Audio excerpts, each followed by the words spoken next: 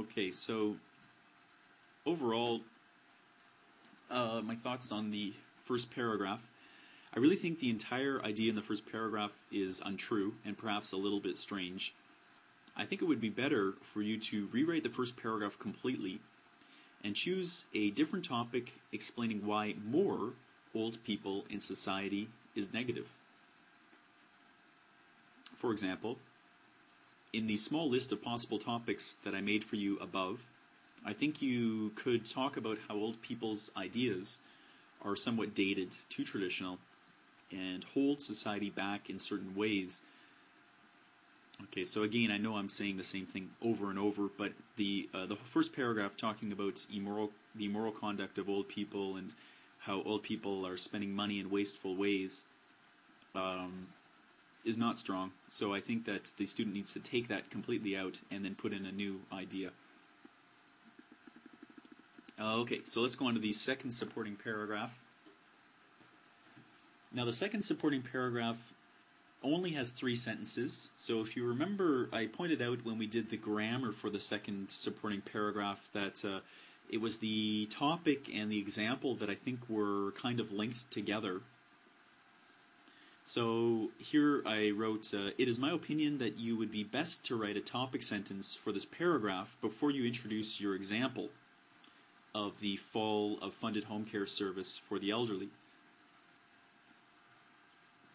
I think you also need to make it clear that the main problem is that taking care of elderly people puts enormous strain on a country's government.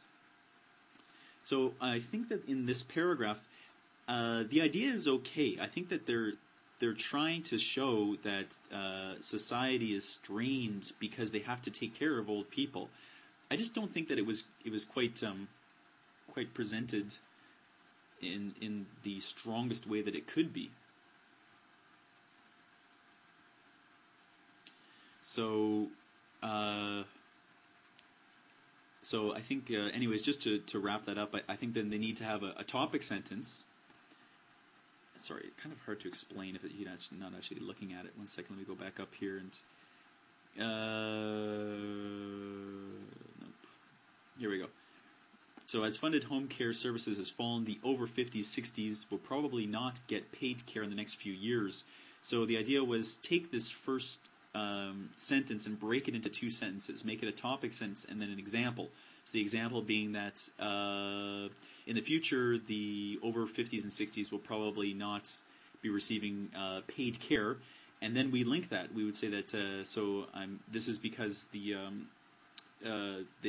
are putting so much strain on the government, and taking care of old people costs so much money. Okay, so that was what we were going to do there. Now, come back down here again. Now, the conclusion sentence in this paragraph reads, "It is obvious that society will be affected." And in many classes, students, they write sentences like this, where the conclusion sentence is, I cannot see the link, to the thesis, because if you remember, firstly, the thesis was talking about affecting society negatively, and then here the student writes in the sentence, "It is obvious that the society will be affected." Well, we don't really know what they're talking about. Are they talking about it being affected positively or negatively, or in a big way, in a small way? Doesn't really say. So I think the link to your thesis here has to be a bit stronger. For example, as a result of this, it is clear that a growing elderly population becomes a burden to society and ultimately affects it in a negative way. So if the word burden is new, a burden is something that makes things more difficult. So a burden to society would be something that makes society, or gives society maybe a small problem, or makes things more difficult for society.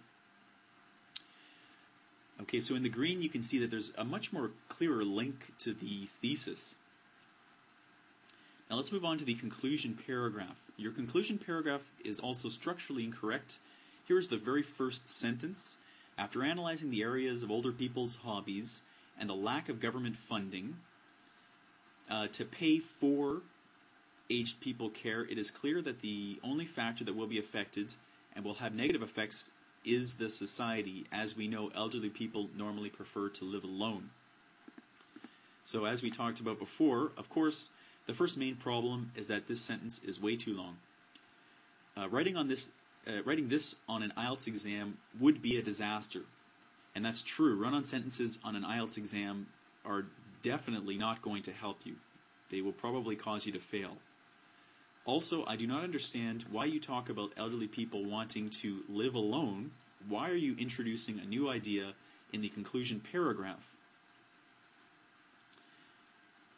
In addition, the restatement of thesis is very difficult to detect. So if you remember, in your conclusion paragraph, you want to restate your thesis again using different words.